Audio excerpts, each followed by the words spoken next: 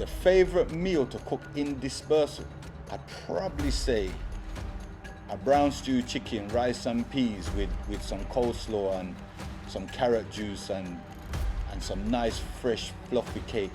We could do that every day if we wanted. Them blood clot English boy, them workless.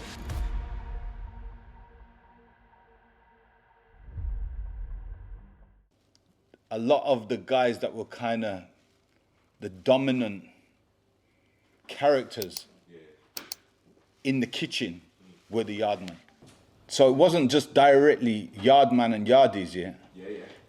There would be a lot of, there'd be foodies, yeah? But there's also that whole British cultural, British vibe that would also fall under, but a lot of the English couldn't cook. Like they're like them English boy, them the workless, you know. Them blood clot English boy, them workless, yeah. Kitchen yardman, there's a strong presence, you know what I mean. And the kitchen was always a squeeze, like in the kitchen. Remember, big guys. Yeah. Some big guys. So the kitchens were always a squeeze, and believe it or not, the most violence in one jail that I was in was always around the kitchen, always kind of connected to things around the kitchen, the majority. It just happened that way, but when you look at it now, it's like a lot of it was connected to the kitchen. There isn't no one answer. And you know when you said before to me about, oh yeah, did it pop with you? Did things really like get cracking with you? And I'm like, no, it never. It could easily, like, I'm just a man, like, why, you know, like, but with me, like, you've got to just done me. You've got to done me, because every single resource, yeah, is going to go into the revenge. I'm not this, boy, yeah, man, next week, no. Yeah. The favorite meal to cook in dispersal, I'd probably say a brown stew chicken, rice and peas with some coleslaw and some carrot juice and some nice fresh fluffy cake. We could do that every day if we wanted. Dispersal, you got a proper kitchen. Whitemore back in the day, there was actually a shop in the jail, but it was only there, like, I was there for about 5 years in Whitemore, yeah? The first couple of years, Whitemore was different. Like, it didn't have cameras on the landing. So I'm like, so all these years, this place has been open and there's been no cameras.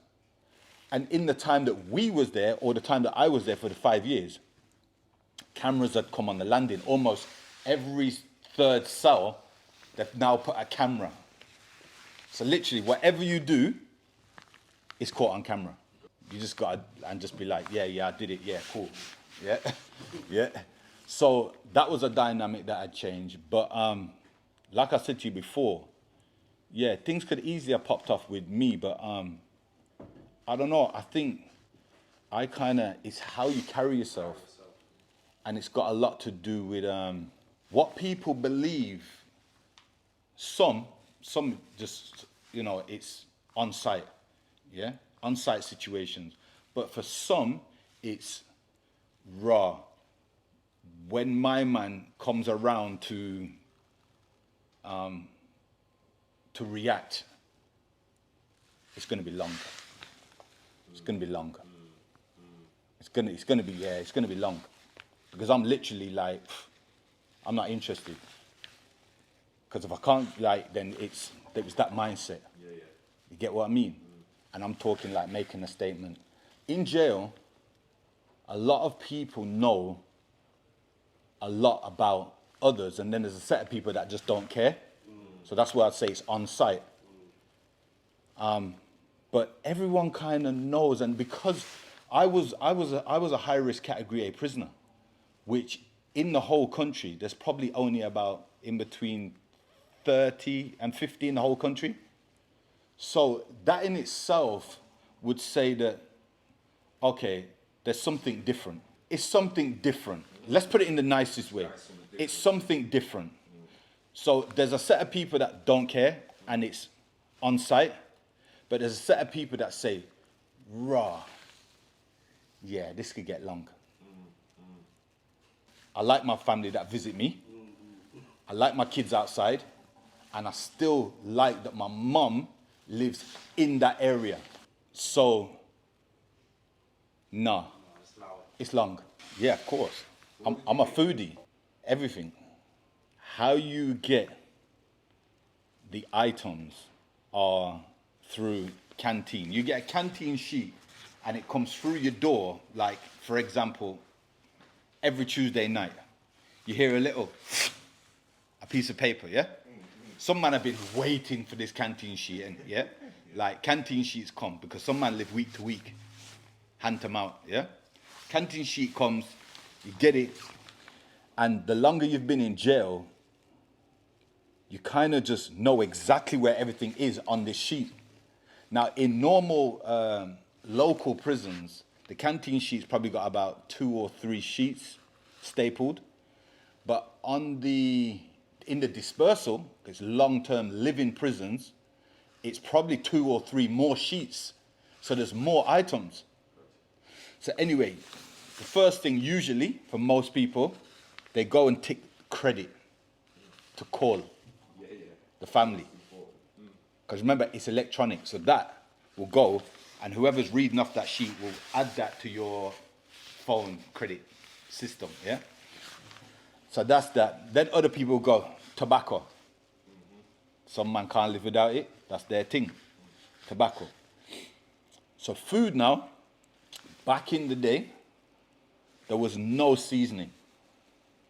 Over time, when I first used to go when I was young, there was no seasoning. You used to have to nick it from the kitchens. You got to get a man in the kitchen, say, yo, brother, yo, there's a piece of weed there, yeah? Need a bag of seasoning. Some all-purpose, one coriander, friggin' turmeric, whatever your thing is, yeah? Obviously, they're Asian dishes seasoning, yeah? But whatever your thing is, you get that. Now you got seasoning. But remember, if the boy them always come searching, they find seasoning, where do you get this from? Because we don't sell it. So anyway, over time, they start putting it on the Canteen sheet. So you order your seasoning, yeah? Because remember, cooking is only about a heat source. Yes. It doesn't matter what the heat source is, as long as you have what is known as a fire, yeah? Then you can cook. Remember, yardmen are not thinking like Englishmen. Yardmen say, yo, we just want a fire. Now, the kettle gets to a certain temperature that can boil oil. So obviously at home, on the fire, you put your oil, you put your onion, you put your garlic, you put your thyme, yeah? Then you might put some pepper, some tomato, yeah, some spring onion, and then you go, all right, cool. Now you got your tin of tuna or your tin of mackerel. Bust that, because remember, that's where the oil's coming from. Because it's in oil, sunflower oil. So you go, pour it into the kettle, sizzles. Yeah? No, these kettles have a flat pan bottom. When you look down there, yeah, it's not got that ring. Okay. It's a flat surface of metal. So what you do, you put the oil on there, over here, just like at home, cut up your onion, cut up your garlic, cut up all your different vegetables, cook them down like you would at home, yeah? Cook the seasoning like you would at home, drop on the mackerel, get a little piece of water, yeah? And make up your sauce, yeah? Like this, yeah? You could probably get, in a kettle, maybe 3 mackerels, that's 3 man. But then it gets more creative because we've got 3 kettles going at one time. If you're on association, every man brings his kettle. Because remember, food is more important. The food that you're going to get there has no value. So food is important. So that's how you would cook down a normal. Then you've got, they give you one little dead piece of chicken leg on a Sunday, and it looks like it's probably had about an hour in the oven with no seasoning. So it's partial, to us, it's partially cooked. So what do? We take it, every man comes and puts it in one bowl. You put a one leg, you put a leg, you put a leg. What you put in is what you're gonna get out. It goes into this gravy sauce that's being made. Now the chicken's got a vibes. How we know it. Now we can consume it how we know it. But remember, them other kettles are cooking rice.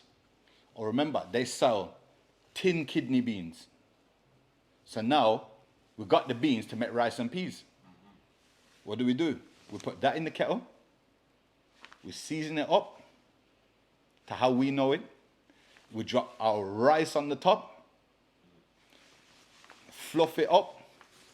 If you didn't know and I put that on a plate to you, you would never know that came from a kettle. Because people don't eat from what was going on behind there. People eat with their eyes and with their taste buds of, oh, yeah. So that's how, and there's another thing, in dispersals, most wings have a man that is baking cake and selling cakes, and a man that's making juice. So throughout the whole week, every single day they give you fruit, one piece of fruit.